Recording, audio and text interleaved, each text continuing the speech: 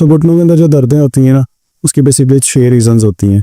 उनमें से सबसे पहले इन्फ्लेमेशन, घुटने सूजे हुए हैं, घुटनों के अंदर सोजिश है। फिर सेकंड आपकी रीज़न होती है कार्टिलेज डैमेज, घुटनों के बीच में जो रबड़ होती है, ग्रीस होती है, अगर वो डैमेज हो जाए तो उसकी वजह से हमारे घुटनों के अंदर दर्दें आ सकती हैं। यानी कि अब ये देख रहे हैं हड्डियों के बीच में गैप बिल्कुल ख़त्म हुआ हुआ है। यहाँ पे घुटनों के अंदर ना एक पानी होता है जिसे हम साइनोवियल फ्लूइड कहते हैं, हाइलुरोनिक एसिड कहते हैं।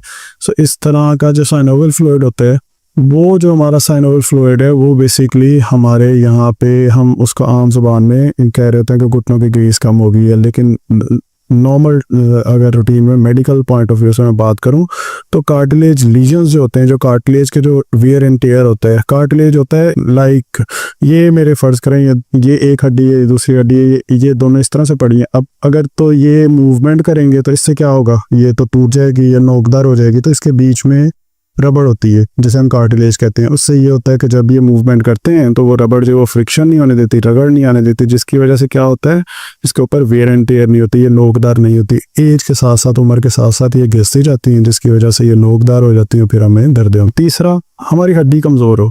अगर हमारी फीमर बोन, वो बोन जो घुटने के ऊपर वाली हड्डी है और नीचे वाली टीबिया बोन है, या आगे जो चपनी पटेला वगैरह पड़ी होती है, अगर वो कमज़ोर हो उसकी वजह से दर्द हो सकता है। और मसल स्ट्रेंथनिंग अगर कम हो, पट्टे अगर कमज़ोर हो तो उसकी वजह से घुटनों के अंदर दर्दें हो सकती हैं।